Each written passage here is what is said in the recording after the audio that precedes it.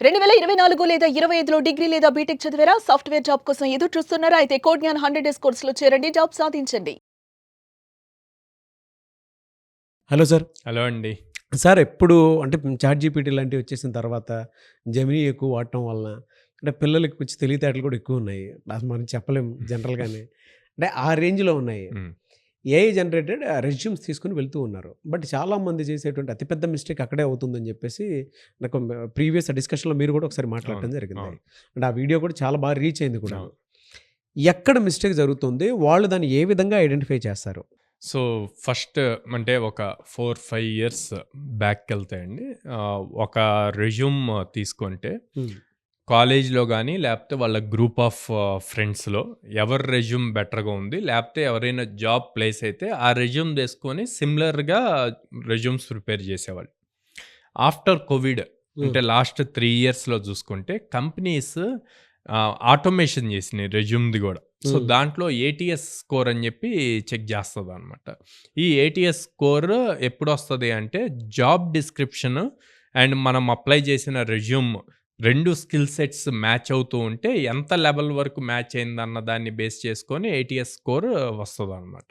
Okay. So, ఇప్పుడేమవుతుంది స్టూడెంట్స్‌కి ఆ ATS score ఉంటే ఈజీగా మన ప్రొఫైల్ సెలెక్ట్ అవుతది. ఫస్ట్ రౌండ్‌కి మనం ఎలిజిబుల్ అవుతాము అన్న థాట్ ఉంది. ఇది ఉన్నప్పుడు ఈ ఏఐ వచ్చేసింది. ఇంకా సింప్లిఫై అవుతది అని జెప్పి మనం ఎందుకు కష్టపడటం రెజ్యూమ్ జేయటానికి. జాబ్ హ్మ్. డిస్క్రిప్షన్ ఇది అని జెప్పి ఆ జాబ్ డిస్క్రిప్షన్ ఇస్తే ఆటోమేటిక్‌గా రెజ్యూమ్ చాట్‌జీపీటీ క్రియేట్ జేసేస్తుందనమాట. అవును. ఓకే. హ్మ్. అది అంటే ఏమవుతది అంటే చాట్‌జీపీటీ క్రియేట్ జేస్తది. చాట్‌జీపీటీ ఎలా క్రియేట్ జేస్తది? నువ్వు ఏదైతే జాబ్ డిస్క్రిప్షన్ ఇచ్చావో దానికి మ్యాచ్ అయ్యేట్లు అది నీకన్నా 100 టైమ్స్ ఎక్కువ థింక్ జేసి క్రియేట్ జేస్తది. ఆ క్రియేట్ జేసేటప్పుడు స్కిల్ సెట్‌లో చాలా డీటెయిల్డ్‌గా, డెప్త్‌గా ఆ పర్టిక్యులర్ టెక్నాలజీకి కావాల్సిన స్కిల్ సెట్ ఏముంటాయో వాటన్నిటిని గూడా క్లియర్‌గా నీకొచ్చు అని జెప్పి మెన్షన్ జేస్తది.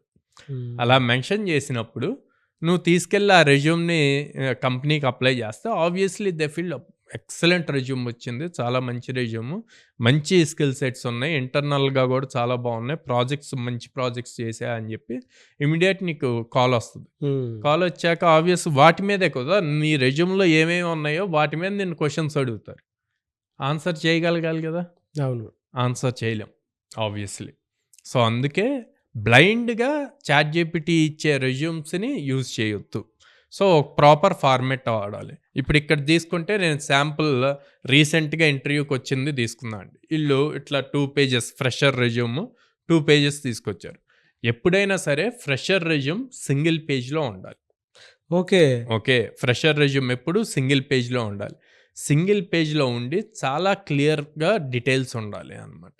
ఎక్కువ వేస్ట్ చేయకూడదు. ఇప్పుడు ఇక్కడ చూస్తే మీకు ఈ బాక్స్ కొట్టి అకాడమిక్స్ వీటన్నిటికి గూడా చాలా వేస్ట్ చేశారు. ఇలా వేస్ట్ చేయకుండా సింపుల్‌గా, నీట్‌గా ఏ కాలేజీ, ఏం స్కిల్స్ ఉన్నాయి అన్నది మెన్షన్ చేసి పర్సెంటేజ్ ఎంత అన్నది మెన్షన్ చేస్తాం.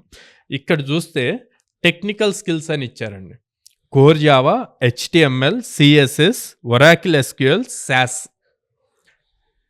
ఓకే. ఇన్ని స్కిల్ సెట్స్ ఇచ్చినప్పుడు ఆబ్వియస్ వీటన్నిటి మీద క్వెషన్స్ అడుగుతారు ఇంటర్వ్యూయర్. ఇన్ని క్వెషన్స్ మీరు చెప్పగలరా? హుహు. ఈ జనరల్‌గా స్టూడెంట్స్ ఏమనుకుంటారంటే మనం ఎంటైర్ 4 ఇయర్స్ బీటెక్‌లో మనం చదివే టెక్నికల్ సబ్జెక్ట్స్ ఏయైతే ఉంటాయో ఫస్ట్ సెమిస్టర్‌లో సి చదువుతారు. తర్వాత సి హ్మ్. ప్లస్ ప్లస్, తర్వాత జావా, తర్వాత అడ్వాన్స్డ్ డేటా స్ట్రక్చర్స్ చదువుతారు. తర్వాత పైథాన్ ఇట్లాగా మల్టిపుల్ 6, 7 ప్రోగ్రామింగ్ స్కిల్స్ నేర్చుకుంటారు. గ్రాంటెడ్‌గా తీసుకొని మరి అందులో టైప్ చేసి పెట్టేస్తాం ఆ! సార్. అంటే అండ్ దెన్ చదివిన దాన్నే. డేటాబేస్. ఓకే. హ్మ్. ఇయన్నీ మనం చదివాం గదా! మనకు ఆ వర్డ్స్ తెలుసు కదా! అని జెప్పి హ్మ్. పెట్టేస్తారనమాట. పెట్టేస్తాం. ఆ జనరేషన్ మారిపోయింది. ఆ ట్రెండ్ మారిపోయింది. ఓకే. ఇప్పుడు మీరు దేంట్లో స్ట్రాంగ్ ఉన్నారో హ్మ్. అదొక్కటే మెన్షన్ జేయండి. మీకు జావా వస్తే జావా మెన్షన్ జేయండి. At the same time database వస్తే డేటాబేస్ అంటే మెన్షన్ ఎంత జేయండి. హానెస్ట్‌గా ఉంటే అంత మంచిది. అంత మంచిది. అప్పుడేమవుతది మీకు క్వెషన్స్ గూడా వాటిల్లో నుంచే అడుగుతారు. సో, మీకు ఈజీ అవుతది. అట్లా గాకుండా మీరు ఇన్ని మెన్షన్ చేశారనుకోండి, మీ అంతట మీరు ఇంటర్వ్యూయర్‌కి ఛాన్స్ ఇచ్చారు. మీకు రాని వాటిని అడగమని జెప్పి. ఓకే.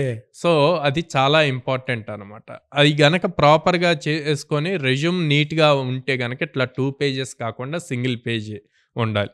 తర్వాత ఇక్కడ హాబీస్, గేమ్స్, హ్మ్. లిజనింగ్ సాంగ్స్, హ్మ్. కుకింగ్ హుహు. ఇట్లాంటియన్నీ ఇచ్చారు. జనరల్ థింగ్స్ కాకుండా ఏది చేసినా కూడా బాగుంటుంది.